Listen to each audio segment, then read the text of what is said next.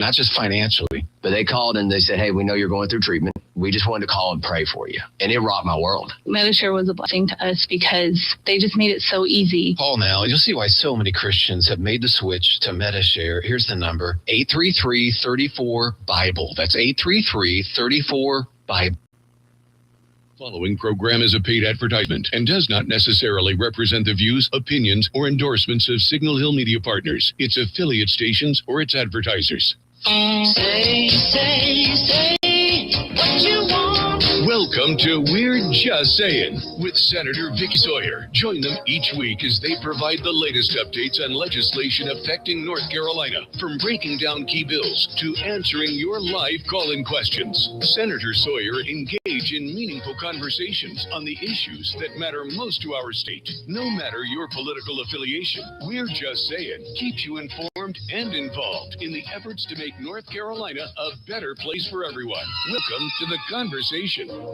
Good Friday morning, everybody. This is Senator Vickie Sawyer. Happy to be back 2 weeks in a row. I'll try to make it 3 weeks in a row next week. You're on a roll. I know. I'm going to have to. We have Brett Jensen with WBT Radio coming on next week. Oh, yeah. I'm really excited to get behind the mind of a political reporter. I'm going to be able to crack the code, like the Da Vinci Code, against Brett Jensen. I'm excited. But today, this man really needs hardly any introduction, although I will allow him to do a little bit. I'm going to brag on him just a bit, but now I'm kind of intimidated. So I've known him for how many years, Stephen? 4 years now? How long have you been on the board? I've been on the board 6 years. 6 years? Okay. And he just 20 seconds ago told me that I have been enunciating his last name wrong. And as longtime listeners of the show, I've got many talents, but mispronouncing a name is not one of them. So let me see if I can get it. Okay, I'm really intimidated. Okay. Welcome to We're Just Saying. This is Senator Vickie Sawyer, your host, with her guest host today, NCDOT board member Stephen Rosenborough. Did I do it right? That's close. Oh, man, what is it? Rosenborough. Oh, gosh. Okay. It's okay, Vickie. You're a great politician. You don't have to enunciate names. It's okay. Or remember Everybody them. loves you. Or remember them. The two things that make the Bible of a politician. So Stephen and I have, I've enjoyed working with Stephen, and I want you to get to know him more, because all the time that folks will call my office or see me on the streets, he's basically the one I blame for not doing all the road construction. Just like my mother. No, I kid. So Stephen has been serving dutifully on the NCDOT board. You just got reappointed. Reappointed for 4 years last week. Yeah, so you're continuing the madness. I'm continuing the madness. Yeah. It's my contribution back to a community that I absolutely love. Yeah. Well, speaking of this, you really do have a lot of political accolades. Not political, but yes, political, but also professional. But one thing that I noticed is that, you are Canadian. I am. Yeah. Now I'm happily an American as well. Oh, you are. So you legally immigrated? I legally immigrated. Dual citizen. Cost about $30,000. I should have swam over the Rio Grande like a lot of other people. Okay. Well, why did you choose to leave Canada? Because I was reading up on you, and you actually served in the cabinet of the province of Ontario when you were in Canada. So obviously you were civically minded back then, and now you're, dual citizenship. So what changed? Well, first I come from a long line of people serving their community. My father was a politician. My uncles were fire chiefs, councilors, county chairmen. And I have always felt you must give back. So people ask me, why did I come to North Carolina? You really asked the right question. Why did I leave Canada? Which is a more important question. And I really left for 3 reasons. One is the taxes. The taxes are unbelievably high, and I didn't feel you get value for the money you pay. The second thing was the political shift to the left. I don't believe in socialism. I believe it heads to communism, which I'm totally opposed to. And the last thing was the horrible weather in Canada. And North Carolina has amazing weather. Okay, so you were tired of shoveling snow. I was. And socialist BS. Yep. All right. Well, there you go. So, now what year, don't tell your age, but what year was this that you had left? You know, it's a problem with Vickie. I told her don't do two things. Don't ask my age and don't ask what I weigh. And here she is. We're 5 minutes into the show and she's doing one of the two. Yeah, I've been here 30. I've been here 30 years. So you've been happily calling North Carolina home for 30 years, and you have ran several successful businesses. And one was that you actually, when you moved to Charlotte, founded a company called Jordan Homes. We were building higher end homes in South Charlotte. Okay. Yep. And that's where you currently reside. I live in Ballantyne, where I basically lived for 30 years. Good. So are you the reason why all the transportation projects go to South Charlotte and they basically ignore North Charlotte? Well, it's interesting you say that, because if you look at the new exit ramp that goes off of 485 toll road onto Johnson Road, many of my friends say it goes right to my house. And that's why it's there, because it's the only exit ramp like that. No, the reality is that we just have such a high level of traffic. Yeah. I mean, you know, we're building roads now that should have been built a decade ago. And we're building for today's traffic, not what's going to be here 20 years from now. And that's a serious problem. Yeah, it is. Now, you, after selling Jordan Homes, you established another company that's morphed into U.S. Developments. Yeah, and so you basically concentrate on land development in the Southeast. You actually also act as a consultant to Wall Street firms. We do. And and you do a lot of real estate investment. And it's really focused on the fact that land is a unique set of characteristics that a lot of the financial world don't understand. So I've been blessed with the opportunity to help them. I've even advised the Federal Reserve. Wow. That's amazing. Gosh, I keep getting these co-host on here with me that make me feel like a professional dud.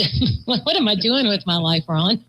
This guy's advising Wall Street and the Federal Reserve and buying and selling companies. And you have a radio show. I got a radio show. I don't have a radio show. Okay. So you're way ahead of me. Okay. You're a celebrity. No, gosh. So we are going to talk a lot about transportation, but another hot button issue first of all, just for the listeners know, we are going to talk a lot about 77 South later in the show, because that's a big thing you've been really instrumental in. Before we do that, I want to talk about some of the challenges that you guys face as a DOT board chair and board members in that arena.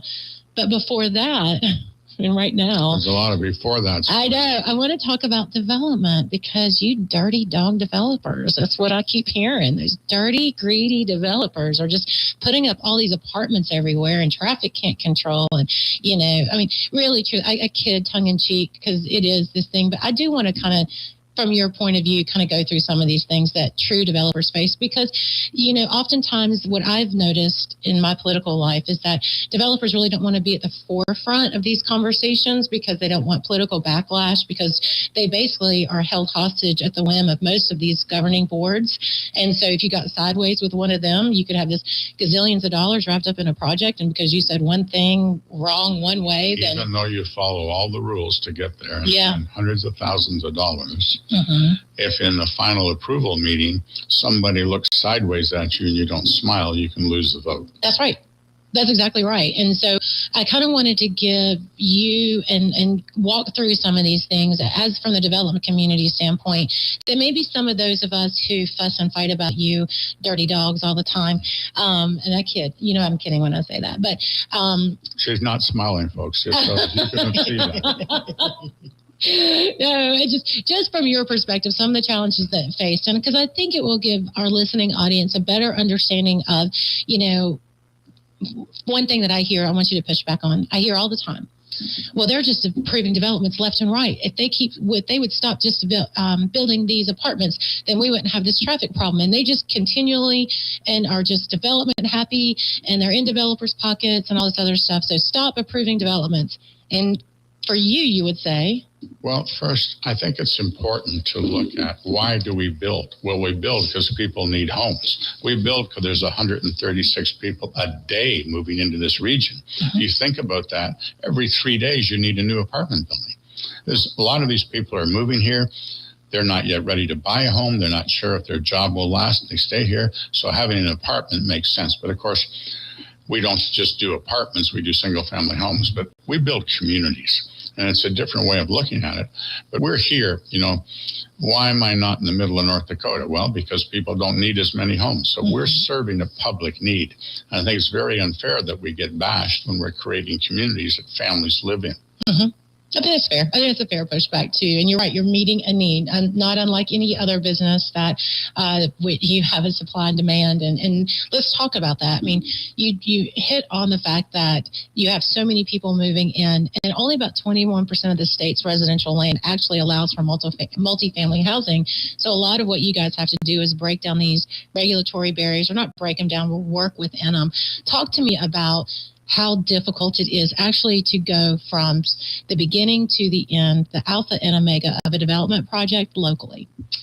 We have two big issues. One is the amount of utilities, and I'll come back to that. But the other is the zoning approval. Because what happens, you get a plan, you meet with usually the planning director, you get their input, you go back and redo the plan, then you meet with council, you get their input, then you have a community meeting. This is all long before you ever have a vote. So there's lots of input along the way. But the problem is they keep moving the goalpost. They change. If there's a pushback on having double sidewalks instead of single, then you got to do double.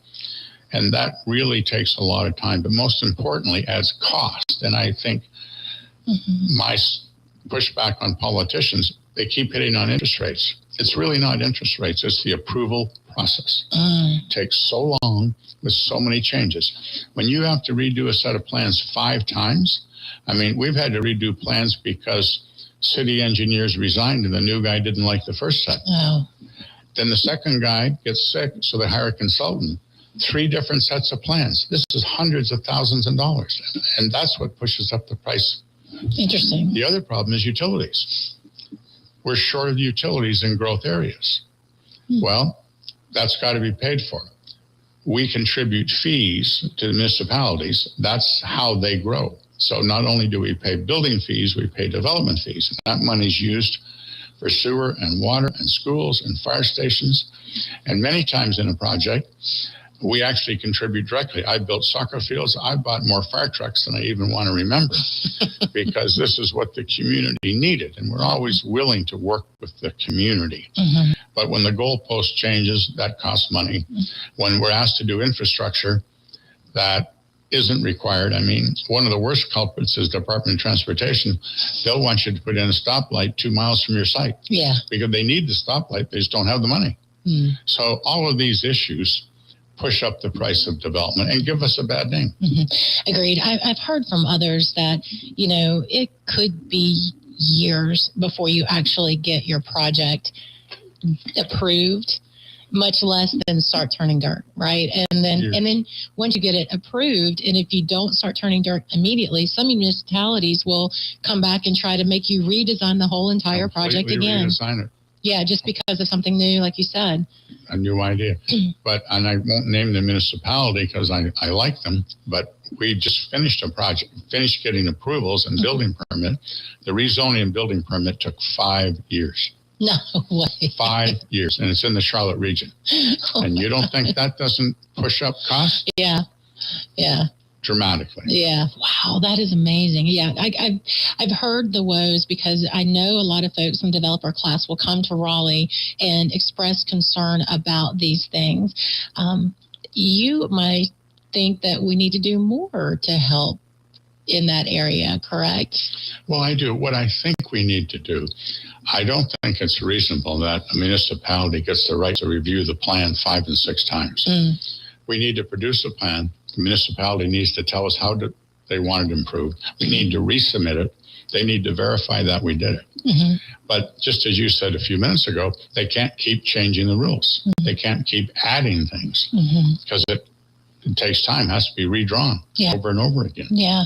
And then moving to that, I believe when you and I first spoke, that was one of the reasons why you wanted to get into this NCDOT game. North Carolina Department of Transportation as a board member game, because you're not just one who's going to sit around and not hunt for solutions.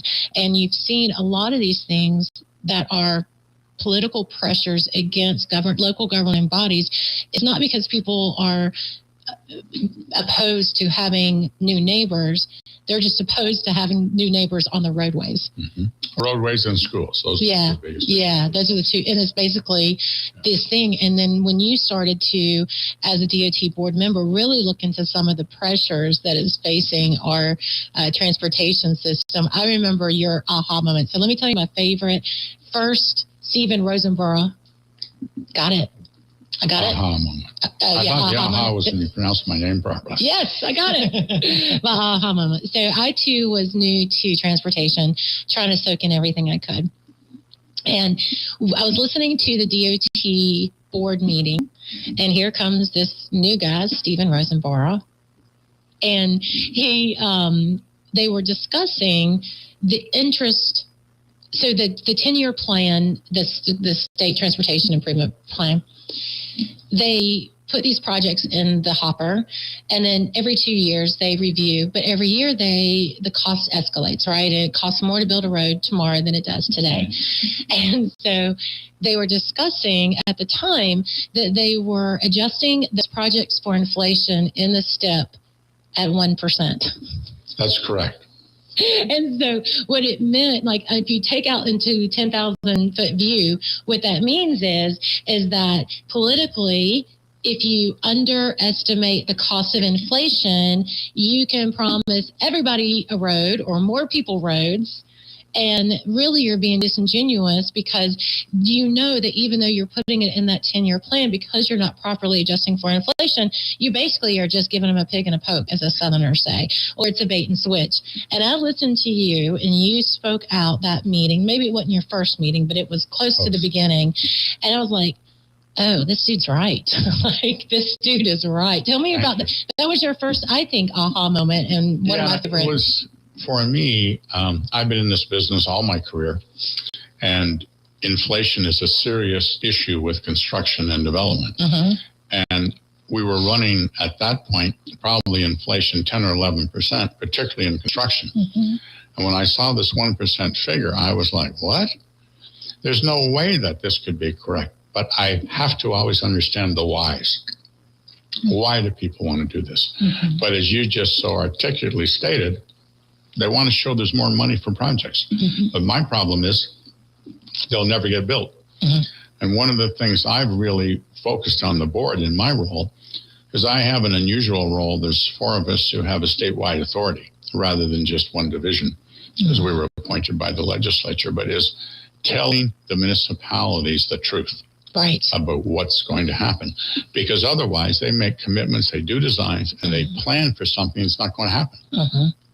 Yeah. And I think that's very unreasonable and unprofessional. Agreed. And you doubled down on that, because the second favorite Stephen moment of mine is we had Highway 150, and I had been beating the drum for a long time, really getting nowhere. Because again, DOT is an executive branch function. I'm a legislator, so I am just a nosy neighbor when it comes to the decisions. And so Stephen really took the time. You got the secretary at the time down here, got us in his car, and we literally rode Highway 150 and started pointing out issues. And so without Stephen, without his advocacy on that side, we still would have been in that 150 nightmare. So you weren't just all talk, which so many folks are who get appointed to these certain positions. They want a title, but not the work. And you are not that person. You're going to do the work. Well, that's kind of you. It's true. Just tout my own horn. I also got $6.5 million for the Statesville Airport. Mm-hmm. Several years ago to expand it. Mm-hmm. And there was another situation that you were involved in, a very large pothole. Oh, my gosh. We couldn't get around to fixing. Oh, yeah. And I just found this ridiculous that we had this pothole. And I think sometimes you just have to flash a light on these issues. Mm-hmm. And, to be fair to our staff at DOT, they're very busy. Yeah. We're short funding. Mm-hmm.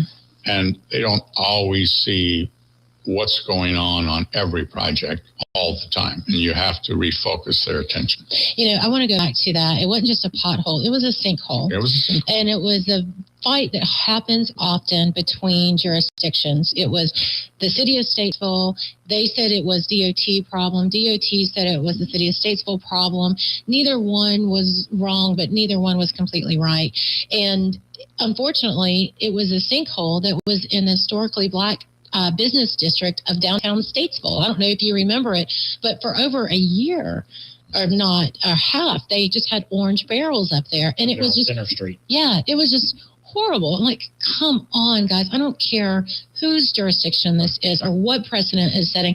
This is a community that thrives in this area, and you're going to put orange cones around it for over a year and a half.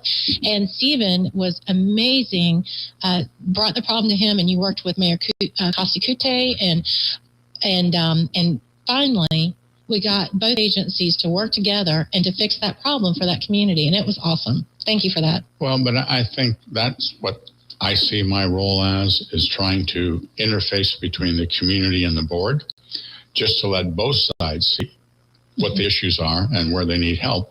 And most importantly, sit down and talk. I believe you can solve almost every problem if you just sit down together and talk about it. Yeah, and yeah, so you have been very instrumental in the help. And then going back to the 150 project, and the reason why I brought that up is a lot of the development that is occurring along Highway 150 corridor was approved back in 2018 and 19.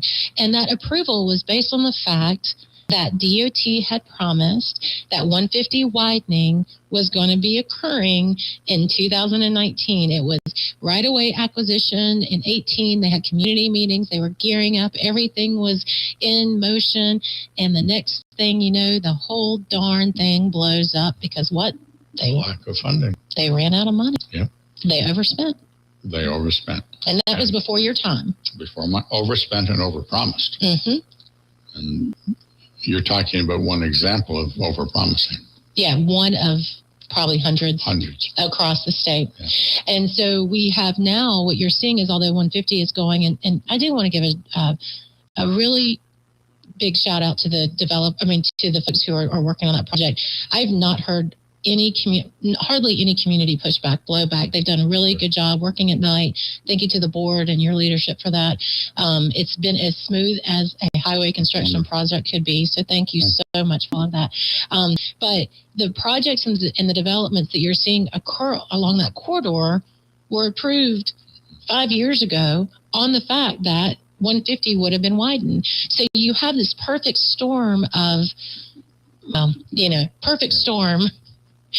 expletive of projects being built, the road being built, and everything confluent at the same time. And so as a person who's just driving down 150 and don't understand all these things, you just see, well, those stupid politicians and those greedy developers, they're just messing me up, and because they're just like, this makes no sense. Why would they do that? And you have been working really hard to make sure that doesn't happen in the future. Thank you. Yeah, you've been doing a great job. Now, I know a lot of folks, and we're going to talk about 77 South in about 7 minutes or so after the break. But let's go back to the funding issue. Something that I've worked on hard. I contend that I need to pick that sword back up because Very much so. Yeah, it's been tough. Remember there was $144 billion worth of requests to new roads? Yes. That's correct, right? Yeah. And then you guys were only able to permit 32 billion of them? Actually, even less than that. That's over 10 years. If you look at shorter term to make the numbers something people can relate to, yeah, we spend about $2 billion a year on construction across the state. Okay. The Hurricane Helene, we have 5.8 billion needed out there. You think about that. But at any given time, we probably have $10 billion worth of roads to build with $2 billion of funding available. That's incredible. That's hopeless. But it's not. It's not that we are unique in this upside down. We are behind other states in funding, in road maintenance and road construction, but there are ways out of it. We need to continue to work on that. So one thing that we did after the 2017, and very grateful that my work on NC10 was one of the catalysts behind this, is to get the money from the sales tax to be transferred over. So that helped. It helped, but it's kind of like, spitting in the wind at some point, because it's just that at that same time, construction costs escalated through the roof. Far beyond that. Oh, yeah. Oh, my gosh, yeah. So we have that issue on funding. We did do some registration fees and that kind of stuff. So, guys know when you pay the DMV, your registration and title fees, that's 30-some% of the DOT budget. So when you do renew your license, please do, and make sure you pay those registration fees, because that is 1/3 of our budget for all construction and maintenance of our roadways. But there are other things that we need to look to in the future to help continue to the roads. And after the break, we'll talk about one solution is what? Toll roads. Oh, Lord. Wonderful. So he's not wrong, but also I still hate the tolls. I mean, not hate like in biblical sense. I get that they're necessary. I think that's the issue. Nobody likes to pay money. Yeah. Because you pay taxes. That's an argument I've heard, particularly from people who live on this side of Charlotte. Yeah. But the reality is the tax money is not enough to support development, and we always have free roads. Mm-hmm. It's not like some states where a toll road is the only way you're going to go down that road. Oh. So we have free roads and toll roads. So I think we cover all the issues. Yeah. It's been making some news lately, but yeah. So that's one solution of the toll. Now another solution that locals have been doing, and you are instrumental in the formation of this too, is also the sales tax increase in Mecklenburg County. We can kind of dance around that a little bit because we talked ad nauseum about it here on the show before. But that is a local solution very much so. to a statewide problem, and I would like to see that actually, and said over and over again, that same model go from Murphy to Manio, kind of like South Carolina and their pennies for progress. I think every municipality should have the right to put that tax on if they choose to. I do too. Because I don't think you can go into a community where transportation is not an issue. Right. And as you said, we don't have enough funding. Mm-hmm. And one of the several things we can do is the 1 cent sales tax. Yeah, if it's voter approved and if it's very clear. There's got to be so many guardrails around that kind of stuff. That's how it's used. So yeah, because in one breath we're talking about, you fled Canada because of the taxes, and the other one we're talking about sales tax increase. But if there's, constrained and guidelines around it just for transportation. Let me just give you, as we we got time through the break. Yeah. The sales tax in Canada is 11.25%. Sales tax here, I think, is 7.25%. Correct. But in Canada, it's on goods and services. It's GST. And most people, when I say that, their eyes glaze over. That's on your doctor, right, your dentist, your attorney, your real estate agent, your car mechanic. You just think of what that cost you out of your pocket. Yeah, I know. When we first ran for this office, I found out that my opponent was one of the architects of a sales tax change in North Carolina. One of my things that I push back on is that they do that now in North Carolina. They tax certain labor, but it's only blue collar labor. So to me, that's really, really tough. The plumbers you're paying, a sales tax on a plumber, but you're not paying a sales tax I'll pick on myself, on an insurance agent. So it's very, very lopsided on that kind of stuff. But so I'm very familiar about that stuff. Hey, listen, we're going to talk and get down and dirty about 77 South here in just a few minutes. Until we do, thank you so much for listening to We're Just Saying. I'm Senator Vickie Sawyer here with Stephen Rosenborough. I learned patience from my adoptive dad. All he had to say was, "Hey, you got this. Just breathe." Hey, we're pretty good. Yeah. Might have to start a band. I got it. Learn about adopting a teen from foster care. You can't imagine the reward. Visit adoptuskids.org to find out more. This message is brought to you by Adopt US Kids, the U.S. Department of Health and Human Services, and the Ad Council. Hear that? That's the sound of your life. Perfectly imperfect. Beating in rhythm to the world you've created. But every time you drive after drinking, the music gets drowned out. Your life sounds pretty great. Don't let a buzz ruin it. Buzz driving is drunk driving. Don't drive buzzed. A message from NHTSA and the Ad Council. You took the first step and quit smoking, but even former smokers may still be at risk for lung cancer. That's why SaveByTheScan.org wants you to know about a new low-dose CT scan that can detect lung cancer early. It takes only 60 seconds and could save your life. You took the first step, now take the next. Visit SaveByTheScan.org for a simple quiz to see if you're eligible and talk to your doctor about screening. SaveByTheScan.org is brought to you by the American Lung Association's Lung Force Initiative and the Ad Council. All right, son. Time to put out this campfire. Dad, we learned about this in school. Oh, did you now? Okay. What's first? Smokey Bear said to. First, drown it with a bucket of water, then stir it with a shovel. Wow, you sound just like him. Then he said, If it's still warm, then do it again. Where can I learn all this? It's all on SmokeyBear.com with other wildfire prevention tips. Because only you can prevent wildfires. Brought to you by the USDA Forest Service, your state forester, and the Ad Council. Welcome back to We're Just Saying with Senator Vickie and Stephen. I'm not going to say his last name because I messed it up the last time, and I'm done trying. But we're talking all things DOT in this last segment of the show. And Stephen, as a Charlotte resident or Charlotte area resident, and DOT board member, has been very close and instrumental in these discussions. And let's just go ahead and pop the lid off this subject. Dirty tolls.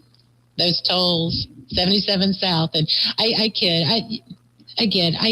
and about some of this stuff, but we're talking about 77 South and, the economic impact that congestion has in that area. It has got to be great. I mean, it has got to be frustrating for you residents of that area. Incredibly bad. Yeah. Like, what is it like now? The problem is if you want to go from South Charlotte, which is a heavily populated area, uptown, when you go over to 77 now, you can literally 40-minute delay on what should be a 20-minute trip. Yeah. And it's now getting to all day long, every day. I mean, you can go on Saturday morning and you have delays. Yeah. And it's just not effective for the community. You have to be able to move. I mean, America moves. And if you can't move, we got a big problem. Yeah. And then people stop coming here. And that really slows down jobs and the economy and the money available for schools and hospitals, fire stations and everything. I just always think of Detroit. I know that's the, very big, the scariest example you could think of. But when you talk about urban blight, transportation has a lot to do with that.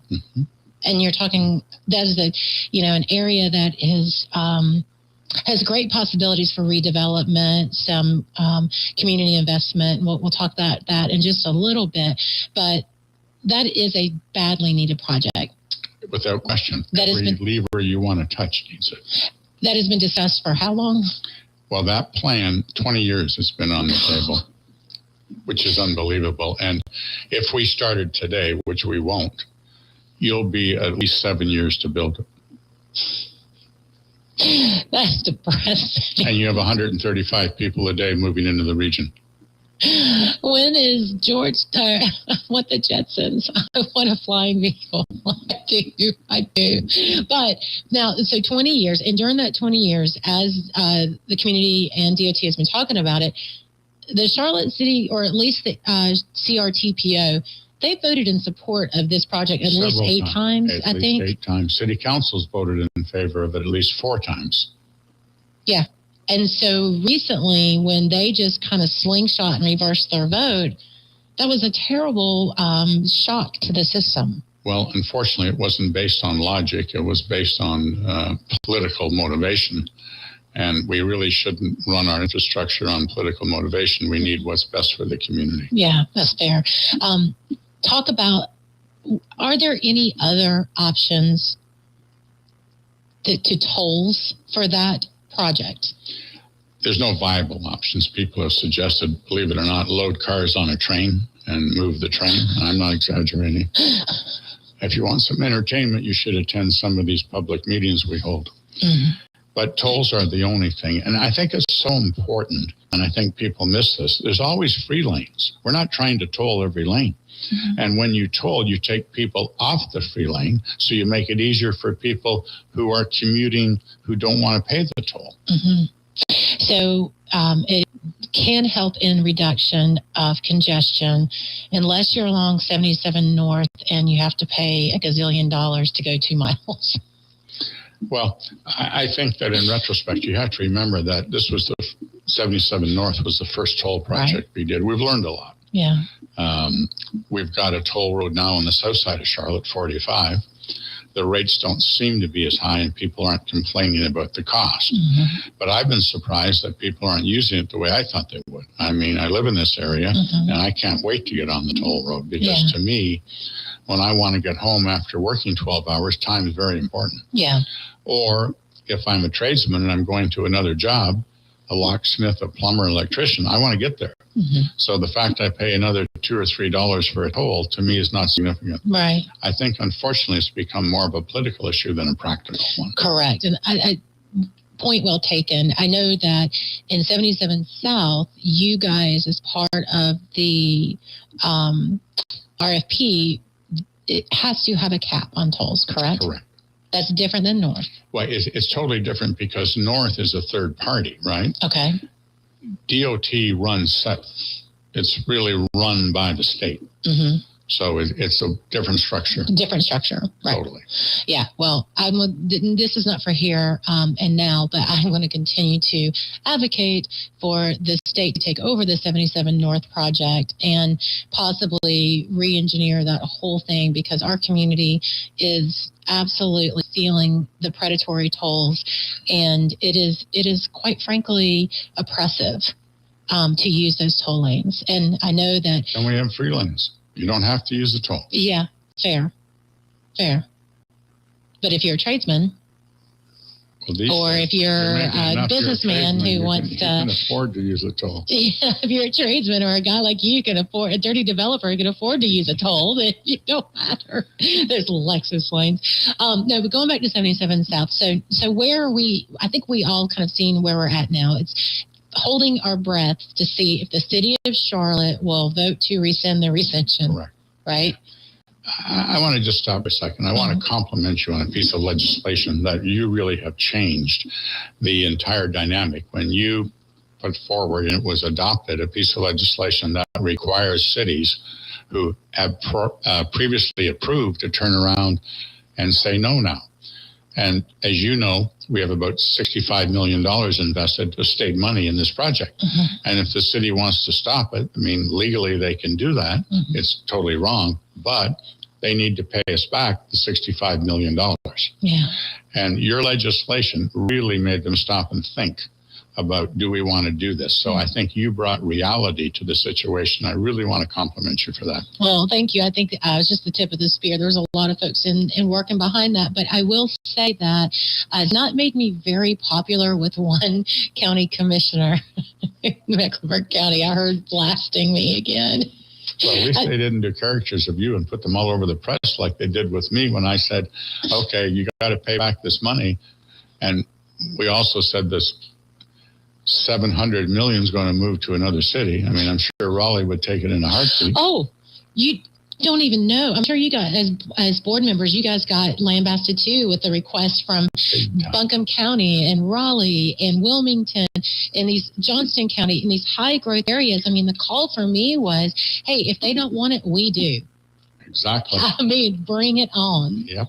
Bring us the money. We're here. Yeah. So I'm going to have to look up those caricatures and put that as my screensaver when you call. I'm excited to see that. I have a couple of political cartoons. I got one recently for this one too. This one was favorable. The other two was a little bloody, but I always love. They had a bear chasing me. A bear? Eat me. Yes, because I'd poked the bear. Oh. That's great.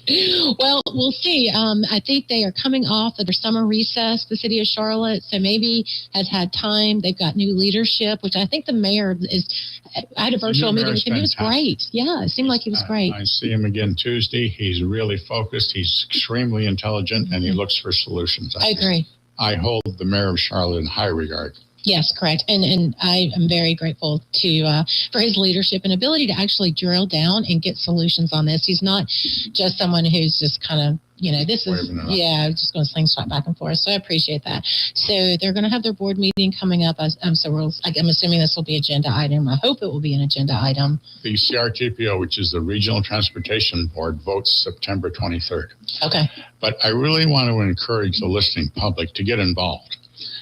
Many people came to me after this was turned down by the city and said, how did this happen? And my response was, we did 22 meetings. I didn't see you at any of them. Oh, truth. The public participation, negligible. Mm-hmm. And if you really believe in something, I'll say this for everything. I've attended political meetings because I'm one of these dirty developers that Vickie referred to all my life. But who comes out? The negative, which is the minority, not the people that really want it will benefit. So this is one case that the entire region, the entire state benefits from. Mm-hmm. Come and stand up and express your opinion of why this makes sense. Mm-hmm. Yeah, no, I could not agree more, because that vocal minority will always overpower the silent majority. And it really is tough. In the case of the widening 77, I'd say 99% of the population want to widen and 1% doesn't. Mm-hmm. And they've taken center stage. Yeah. They own the issue. So you and I may have a different perspective on something. I love to jab back and forth with you.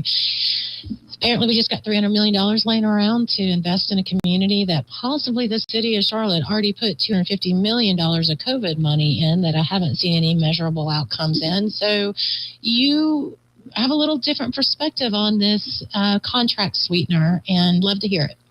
Well, to me, I've always focused on this. What's the end goal?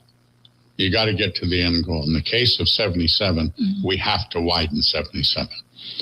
The economic and social benefit of not doing it is incredible. Mm-hmm. And on a project that's probably going to cost, by the time it's finished, $4 billion, another $300 million to get it done is insignificant when it benefits the community. Mm-hmm. And I think it's not $300 million going to a road contracting company or a developer. It's $300 million invested in the community. And that investment, I've heard it characterized as a grocery store, but my understanding, it's not really a grocery store. It's an existing community, maybe food bank or that has worked. It's many things in the community, and I think people have jumped on the grocery store. What we've done, and this is why we opened up this center where people could come and talk, we want to give that money to improve the community. We're going to produce parks. We're going to cover some of the road. One of the big knocks is that when 77 was first built, it destroyed the community because it cut it in half. Well, we're fixing that because we're covering parts of the road to allow those communities to be reconnected. Okay. Covering means like a bridge? No, we're actually covering. We're going to put them not in a tunnel. We'll just literally build over it. Oh. We'll have 1,200 feet of road that you won't see the sky from to relink the community. Okay. Got it. So not tunneling. Mm-mm. Okay. Understood. Yeah. So then they can use that as almost like a reconnecting crossing. The community. Yeah. It's whatever they want. They could put a park on top, a baseball field, whatever. Right. Okay. Well, I get that because, in Highway 70 in Statesville is a legacy example of cutting a community in half with road construction. So we have this one set of South Statesville that is completely cut off from the services and the community in the southern Statesville, and it's just a whole different vibe. So I can see that playing out, for that community. So, okay, connected community, parks. Good parks? Good parks. Good parks, okay. And activity parks. A community food bank-ish community thing? Center, okay. Which could include the food bank. Okay. So that is what it is. It's not just like a payoff. No, not at all. It's improving the community. I will take your point to heart about that you have to get the deal done. And if this is the deal, then we need to just go ahead and invest in the community. And it's a good investment. And it's not a payoff. My fear is that what does that mean when you're trying to do the bridge in Wilmington, or we're trying to do investments in Asheville, or we're looking at, the toll possibility for Capitol Boulevard in Raleigh. Like there are other communities that we are looking at the possibility of tolling, even a bridge up in northeastern North Carolina. Is this now going to be a fulcrum point for all of these? And we're going to have to do community investments for all of these road construction, which means that you're going to be paying higher tolls and it makes the program more expensive? Like, what precedent are we setting? You raise a very valid point. I think, though, most people look at it as all roads then can fall into this category. But the only reason we can even discuss this is the money's coming from the toll. Okay. It's not money that will be invested by DOT. Mm-hmm. This is, I mean, we won't even touch this money. Okay. Okay. It's part of the development. Whoever's going to be the contractor, the concessionaire, as we call it, mm-hmm. they'll be the ones who've agreed to do this. Okay. And it'll reduce their profit, but it'll get the job done. Right. So it'll be included and wrapped up in the cost of the road construction. So it'll be funded by the folks who are paying the tolls. Mm-hmm. And you're saying that the majority of those folks really are going to live outside of... 77 is an interstate. Yeah. Interstate between states. The traffic on there is from all over the Southeast. Yeah. Okay. So it's not Charlotte. It's not even the region. Right. Okay. All right. It's kind of like occupancy tax. All right. I'm coming around, maybe. You know, in Charlotte, we have a serious problem because the jobs are there and people live in South Carolina. Mm-hmm. So they're coming in, using our services and not paying. Right. That's not a good formula. Right. Especially for us who pay. Mm-hmm. No, I do see that. I do see that point, I guess. Yeah, I know. I just worry about, and maybe we need to do something in statute looking at this kind of live by example. Is there anything that we can modify? I know there's a lot of areas that there's always this interdepartment play between the legislature and the department, and they'll say, well, you can't do this by statute. And then we say, well, yes, you can. You have the authority. And nobody really wants to take the heat, but I don't mind taking the heat. I want to just get things done. Well, I think I'm told many, many times the statute doesn't allow it. My answer is change the statute. Right. I mean, if it makes sense, the legislature to me is an agreeable body. Right. And in fact, they're particularly agreeable if it makes sense. If it doesn't make sense, then they won't do it. But just to sit there and say, well, the statute doesn't allow it. I must get that line 5 times a month. And it just drives me nuts because as a private sector company, we have to figure out how to do it. We have to figure out how to get it done. Right. And there's so many things that have been baked into general statute across the board, but especially in transportation, that were political whims over time. And so we have this layered cake of, basically probably, 70 years now since the state took over all the roads in 1930-ish. No, 100 years. I shouldn't do out loud math. Of different statutes that really fit the time. And was math not your major? No, well, I can't talk about 90 for the year. You know what it was, actually? It's my major really has helped me as a politician and a General Assembly member. It has helped you? Uh-huh. What's your major? Teaching kids with special needs. Well, I won't dig into that. I have a 4-year degree in education for teaching folks with special needs with mild to moderate disabilities. So math was, I enjoy math, but out loud math on the fly because my brain moves, unfortunately, a lot faster than I can calculate. So it never works out well. It just doesn't. I'm with you. I understand.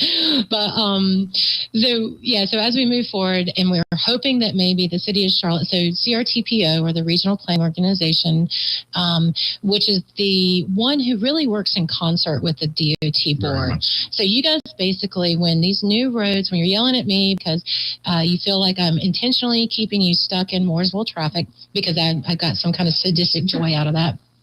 And so really, I don't have any say-so timing or when these things are done, but who does is the DOT board in concert with the local authority, right? And that was created by the federal government years ago. Mm-hmm. And I think it's the point that you're enunciating. It's so there's local input. Right. And we keep the political side out of it, supposedly. Supposedly. Trying to. We just don't know. But this vote's going to be on the 23rd of October.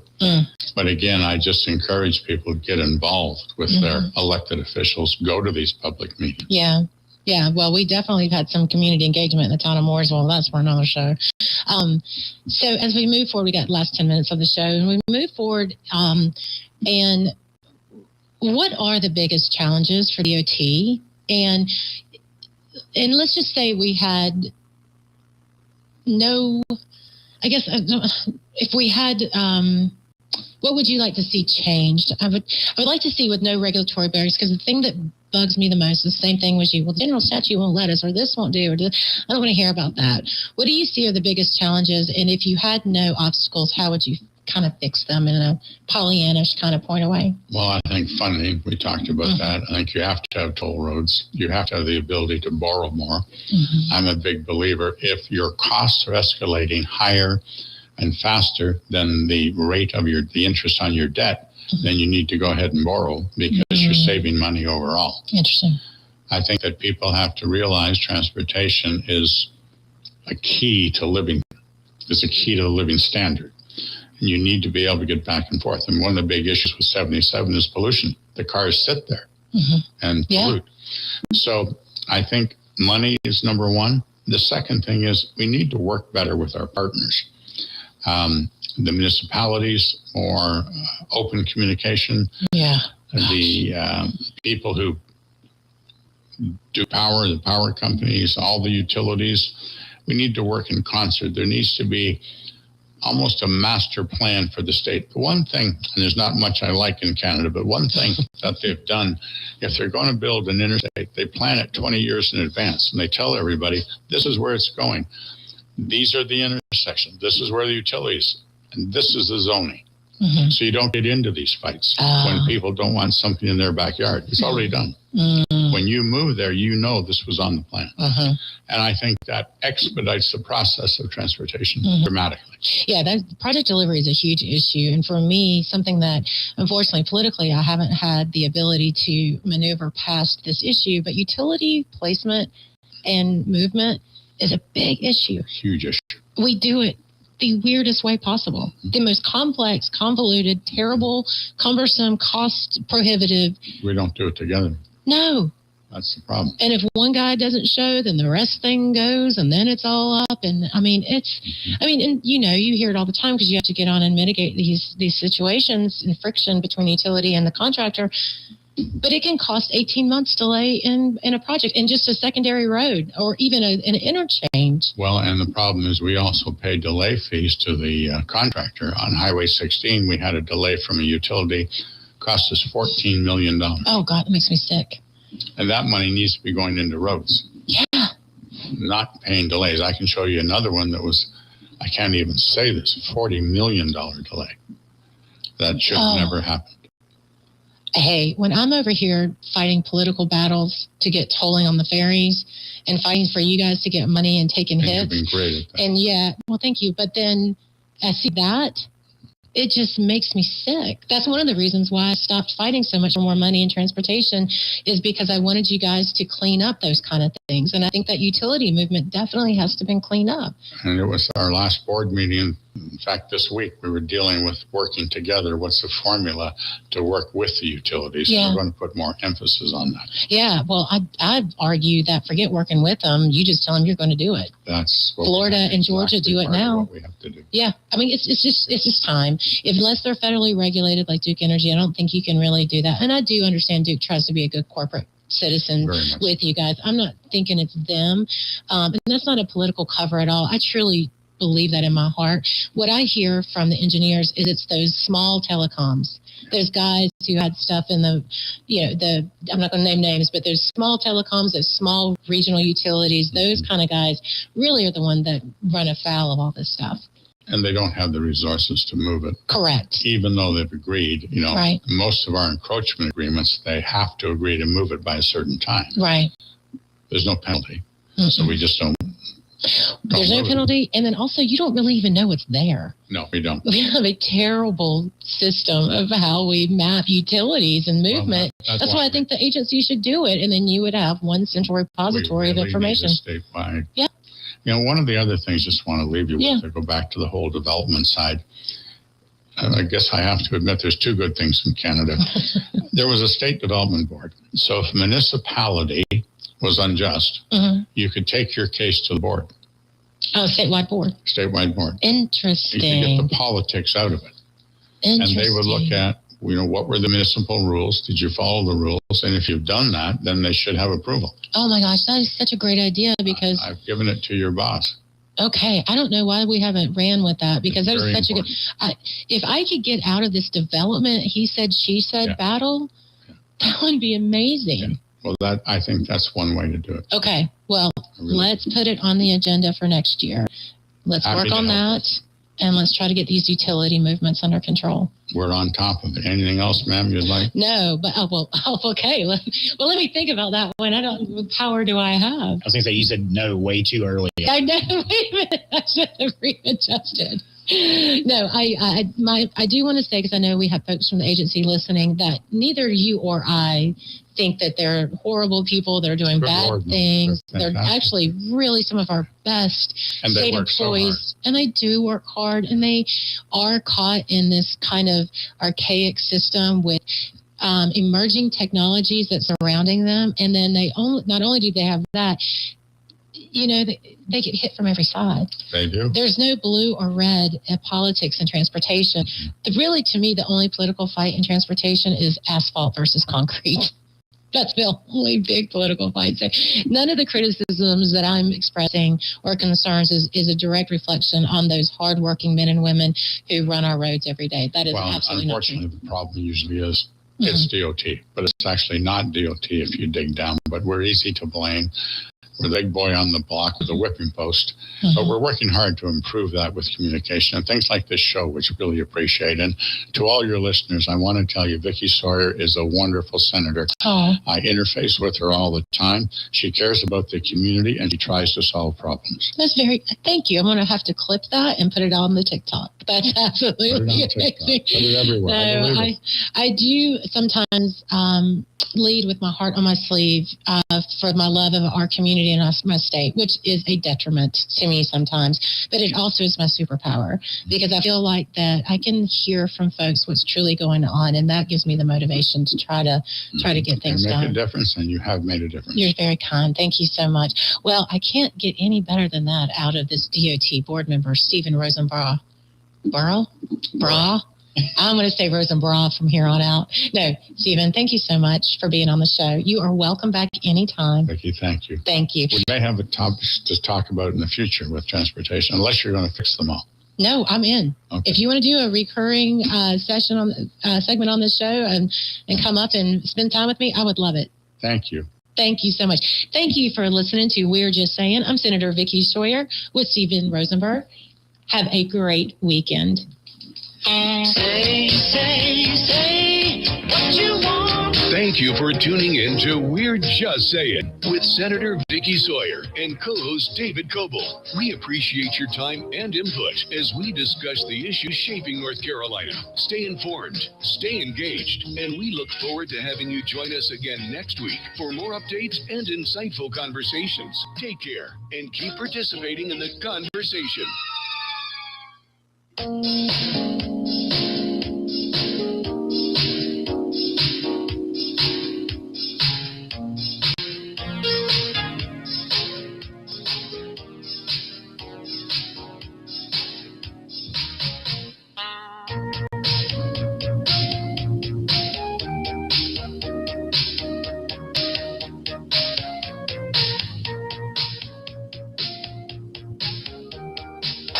Country is 550 AM WAME, 92.9 W225BD, Statesville. WAME and Bunch Johnson Funeral Home are proud to present our national anthem, Bunch Johnson, where every detail matters. Call them at 704-873-7223 or stop by their location at 705 Davie Avenue, Statesville for your personalized experience. Oh, say, can you see